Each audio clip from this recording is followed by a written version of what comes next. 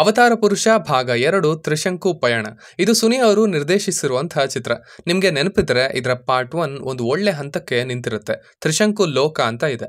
ಅಲ್ಲಿಗೆ ಹೋಗೋದಕ್ಕೆ ತ್ರಿಶಂಕು ಮಣಿ ಬೇಕು. ಅದು ಒಂದು ಮನೇಲಿ ಇದೆ. ಅಲ್ಲಿ ಅವರ ಮಗ ಸಣ್ಣ ವಯಸ್ಸಿನಲ್ಲೇ ಕಳೆದೋಗಿರ್ತಾನೆ. ಸೊ ಈಗ ಅವನ ಮಗನ ರೀತಿ ಒಬ್ಬನನ್ನ ತಂದು ಇಂಟ್ರೊಡ್ಯೂಸ್ ಮಾಡಿಸ್ತಾರೆ. ಅವನೇ ನಮ್ಮ ಅನಿಲ. ಆದ್ರೆ ನಂತರ ನಿಜವಾದ ಮಗ ಅಂದ್ರೆ ಕುಮಾರ, ಶ್ರೀನಗರ ಕಿಟ್ಟಿ ಅವರ ಪಾತ್ರ ಅದು ಬಂದ ಮೇಲೆ ಇವನು ಹೊರಗೆ ಬರಬೇಕಾಗತ್ತೆ. ಆದ್ರೆ ಇವನು ಬರೀ ನಾಟಕ ಮಾಡುವಂಥ ಆರ್ಟಿಸ್ಟ್ ಅಲ್ಲ, ಇವನು ಬೇರೆನೆ. ಸೊ ಇವನು ಯಾರು, ಈಗೇನ್ ಮಾಡ್ತಾನೆ, ಕುಮಾರನ ಉದ್ದೇಶ ಏನು, ಇಲ್ಲಿ ಇರುವಂತಹ ಇನ್ನಷ್ಟು ಪಾತ್ರಗಳು, ಅವರ ಕೆಲಸಗಳೇನು ಅನ್ನೋದನ್ನೆಲ್ಲ ನೀವು ಸಿನಿಮಾದಲ್ಲೇ ನೋಡಿ ತಿಳ್ಕೊಳ್ಬೇಕು. ಇದರ ಪಾಸಿಟಿವ್ಸ್ ಬಗ್ಗೆ ಮಾತನಾಡೋದಾದ್ರೆ ಮೇಲೆ ಹೇಳಿದ್ನಲ್ಲ ಅವೇನೆ. ಒಂದು ಇಂಟ್ರೆಸ್ಟಿಂಗ್ ಕಾನ್ಸೆಪ್ಟ್ ಅಂಡ್ ಅದನ್ನ ಬಿಲ್ಡ್ ಮಾಡೋಕೆ ಬರ್ಕೊಂಡಿರುವಂತಹ ಪ್ಲಾಟ್. ಇನ್ಫ್ಯಾಕ್ಟ್ ಅವತಾರ ಪುರುಷ 1ರ ರಿವ್ಯೂವಲ್ಲೂ ಇದೇ ಪಾಸಿಟಿವ್ ಆಗಿತ್ತು. ಬಿಕಾಸ್ ಈ ತರ ಹೊಸ ಯೋಚನೆಗಳಿಗೆ, ಜಾನಗಳಿಗೆ, ಒರಿಜಿನಲ್ ಐಡಿಯಾಗಳಿಗೆ ಯಾವಾಗಲೂ ಇಲ್ಲಿ ಸಪೋರ್ಟ್ ಇರುತ್ತೆ. ಅಂಡ್ ಪಾರ್ಟ್ 1 ಅಲ್ಲಿ ಅದೇನೆ ನಿಮ್ಮನ್ನ ಹಿಡಿದಿಟ್ಕೊಳ್ಳೋದು.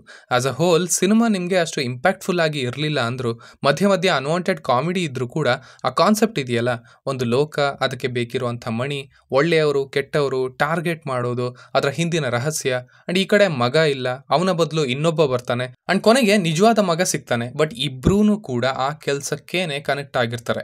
ಈ ಕಡೆ ಅಪ್ಪನಿಗೂ ಶಕ್ತಿ ಇದೆ ಅಂಡ್ ಅವನ ಜಾಗಕ್ಕೆ ಕಣ್ಣು ಹಾಕಿರುವಂತ ಕ್ಯಾರೆಕ್ಟರ್ಸ್. ಹೀಗೆ ಇಫ್ ಇಟ್ ಆಲ್ ಇದನ್ನ ನೀವು ಪೇಪರ್ ಅಲ್ಲಿ ಓದಿದ್ರೆ ಅಥವಾ ಈ ಐಡಿಯಾನ ನೀವು ಕೇಳಿದ್ರೆ ನಿಮ್ಗೆ ಡೆಫಿನೆಟ್ಲಿ ಇಂಟ್ರೆಸ್ಟ್ ಬರುತ್ತೆ. ಓ ನೈಸ್ ಅನ್ನೋ ರೀತಿ. ಸೊ ಅದು ಅಲ್ಲಿ ಪಾಸಿಟಿವ್ ಆಗಿತ್ತು ಅಂಡ್ ಅದು ಇಲ್ಲೂ ಕಂಟಿನ್ಯೂ ಆಗುತ್ತೆ. ಯಾರು ಏನೇನು ಅಂತ ಆಲ್ರೆಡಿ ಎಲ್ಲರೂ ಎಕ್ಸ್ಪೋಸ್ ಆಗಿದ್ದಾರೆ. ಇನ್ನು ಅವರಿಗಿರೋ ಪವರ್ಸ್ ಏನು, ಆ ಮಣಿ ಹೇಗೆ ಹೊರಗೆ ಬರುತ್ತೆ, ಅದನ್ನ ಹೊರಗೆ ತರೋಕೆ ಏನ್ ಮಾಡಬೇಕು ಅಂಡ್ ಅದಾದ ಮೇಲೆ ಏನಾಗುತ್ತೆ, ಈ ತರ ಒಂದಷ್ಟು ಒಳ್ಳೆ ಪಾಯಿಂಟ್ಸ್ ಇದ್ವು ಸಿನಿಮಾದಲ್ಲಿ ಅಂಡ್ ಅವುಗಳನ್ನ ಪಾಸಿಟಿವ್ ಅಂತ ಹೇಳ್ಬೋದು. ಅಂಡ್ ಇವೇ ಪಾಯಿಂಟ್ಸ್ ನ ಸುತ್ತ ಒಂದಷ್ಟು ಸೀಕ್ವೆನ್ಸಸ್ ಕೂಡ ಇವೆ.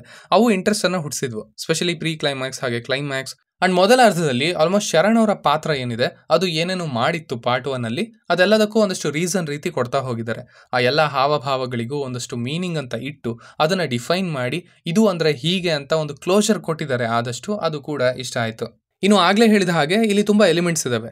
ಅವುಗಳನ್ನ ಎಷ್ಟು ಉಪಯೋಗಿಸ್ಕೊಂಡಿದ್ದಾರೆ ಅನ್ನೋದನ್ನ ನಾವು ಮುಂದೆ ಮಾತಾಡೋಣ. ಬಟ್ ಅವುಗಳನ್ನ ತಂದಿದ್ದಾರೆ ಅಂಡ್ ಅದರ ಕಡೆ ಒಂದಷ್ಟು ಯೋಚನೆ ಹಾಗೆ ರಿಸರ್ಚ್ ಹೋಗಿದೆ. ಸೊ ಅವು ಈ ರೆಗ್ಯುಲರ್ ಸಿನಿಮಾಗಳಿಗಿಂತ ತುಂಬಾನೇ ಡಿಫ್ರೆಂಟ್ ಆಗಿದ್ವು ಅಂಡ್ ಒಂದು ಡಿಫ್ರೆಂಟ್ ಎಕ್ಸ್ಪೀರಿಯನ್ಸ್ನ ಕೊಟ್ವು.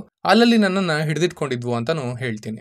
ಇನ್ನು ಇಲ್ಲಿದಂಥ ಎಲ್ಲರ ಪರ್ಫಾರ್ಮೆನ್ಸ್ ಡೀಸೆಂಟ್ ಆಗಿತ್ತು ಅಂಡ್ ವಿಜುವಲ್ ಎಫೆಕ್ಟ್ಸ್ ಇನ್ನೂ ಬೆಟರ್ ಆಗ್ಬೋದಿತ್ತು ಅಂತ ಅನಿಸಿದುಂಟು.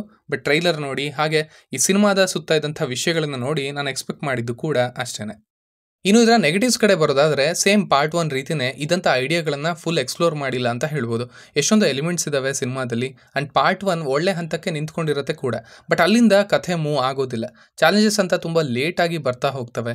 ಇಲ್ಲಿನ ಕ್ಯಾರೆಕ್ಟರ್ಸ್ನ ಕರೆಕ್ಟಾಗಿ ಡಿಫೈನ್ ಮಾಡಿಲ್ಲ. ಸೀಕ್ವೆನ್ಸಸ್ ಎಲ್ಲ ಜಂಪ್ ಆದ ಹಾಗೆ ಕಾಣ್ತವೆ. ಹಾಗೆಯೇ ರ್ಯಾಂಡಮ್ ಕಾಮಿಡಿ ಎಪಿಸೋಡ್ಸ್ ಬರ್ತಾ ಹೋಗ್ತವೆ ಮಧ್ಯ ಮಧ್ಯ. ಅವುಗಳನ್ನ ಕನೆಕ್ಟ್ ಮಾಡೋದಕ್ಕೆ ನೋಡಿದ್ರು ಕೂಡ ಎಲ್ಲೋ ಒಂದು ಪಜಲಿಂದ ಸೀಕ್ವೆನ್ಸ್ಗಳನ್ನ ಎತ್ಕೊಂಡು ಬಂದು ಕೂರಿಸಿದ ಹಾಗೆ ಇರುತ್ತೆ. ಒಂದು ಫ್ಲೋ ಅಂತ ಸಿಗೋದಿಲ್ಲ ಸಿನಿಮಾಗೆ. ಆಕ್ಚುಲಿ ಇಲ್ಲಿಂದ ಶುರು ಆಗಬೇಕಿತ್ತು ಒಂದು ಫೈಟ್ ಅನ್ನೋದು. ಆ ಮಣಿ ಅನ್ನೋದ್ರ ಸುತ್ತಾನೆ ಸಿನಿಮಾ ಇರಬೇಕಿತ್ತು ಮೊದಲ ಅರ್ಧದಿಂದಾನು. ಬಟ್ ಅದು ಬರೋದೇ ಕೊನೆಯಲ್ಲಿ. ಈ ಕಡೆ ಶ್ರೀನಗರ ಕಿಟ್ಟಿ ಅವರ ಪಾತ್ರವನ್ನ ಕೂಡ ಏನೂ ಇಲ್ಲದ ಹಾಗೆ ಮುಗಿಸ್ಬಿಡ್ತಾರೆ. ಅದು ತುಂಬಾ ಅಬ್ರಪ್ಟ್ ಅನ್ಸುತ್ತೆ. ಅದನ್ನ ವಿಜುವಲಿ ತೋರಿಸ್ತಾರೆ ಬಟ್ ಡಿಫೈನ್ ಮಾಡಲ್ಲ. ಎಲ್ಲ ಇನ್ಕಂಪ್ಲೀಟ್ ಅಂತ ಅನ್ಸೋಕೆ ಶುರು ಆಗುತ್ತೆ. ಆಕ್ಚುಲಿ ಆಗ್ಲೇ ಹೇಳಿದ ಹಾಗೆ ಇಲ್ಲಿನ ಪಾಯಿಂಟ್ಸ್ ಚೆನ್ನಾಗೇ ಇದಾವೆ. ಬಟ್ ಅದನ್ನ ಮುಂದುವರಿಸಿರೋ ರೀತಿ, ಅದನ್ನ ಎಕ್ಸಿಕ್ಯೂಟ್ ಮಾಡಿರೋ ರೀತಿ ಎಲ್ಲನೂ ಅಷ್ಟು ಸರಿ ಹೊಂದಲಿಲ್ಲ ಅಂತ ಅನಿಸ್ತು. ಅಂಡ್ ಇವುಗಳಿಂದ ಸಿನಿಮಾ ಇಂಪ್ಯಾಕ್ಟ್ಫುಲ್ ಆಗಿ ಇರಲಿಲ್ಲ ಅಂತ ಹೇಳ್ತೀನಿ. ಸೊ ಸಿಂಪಲ್ ಆಗಿ ಹೇಳೋದಾದ್ರೆ ಇದೊಂದು average to above average cinema ಅಂತ ಹೇಳ್ಬೋದು. ಪ್ಲಾಟಲ್ಲಿ ಹಾಗೆ ಇಲ್ಲಿರೋ ಐಡಿಯಾದಲ್ಲಿ ಪೊಟೆನ್ಷಿಯಲ್ ಇತ್ತು. ಬಟ್ ಅದು ಆಸ್ ಎ ಹೋಲ್ ಕಂಪ್ಲೀಟ್ ಆಗಿ ಎಕ್ಸ್ಪ್ಲೋರ್ ಆಗಿಲ್ಲ, ಹಾಗೆ ಎಕ್ಸಿಕ್ಯೂಟ್ ಕೂಡ ಆಗಿಲ್ಲ ಅಂತ ಹೇಳ್ತೀನಿ. ಸೊ ಇದು ನನ್ನ ರಿವ್ಯೂ ಆಗಿತ್ತು ಈ ಸಿನಿಮಾದ ಬಗ್ಗೆ. ಇನ್ನು ನೀವು ಆಲ್ರೆಡಿ ಈ ಸಿನಿಮಾವನ್ನು ನೋಡಿದ್ರೆ ನಿಮಗೆ ಇದು ಹೇಗನಿಸ್ತು ಅನ್ನೋದನ್ನ ಖಂಡಿತ ಕೆಳಗಡೆ ತಿಳಿಸಿ. ಆಸ್ ಯೂಶುವಲ್ ಮತ್ತೆ ಸಿಗೋಣ.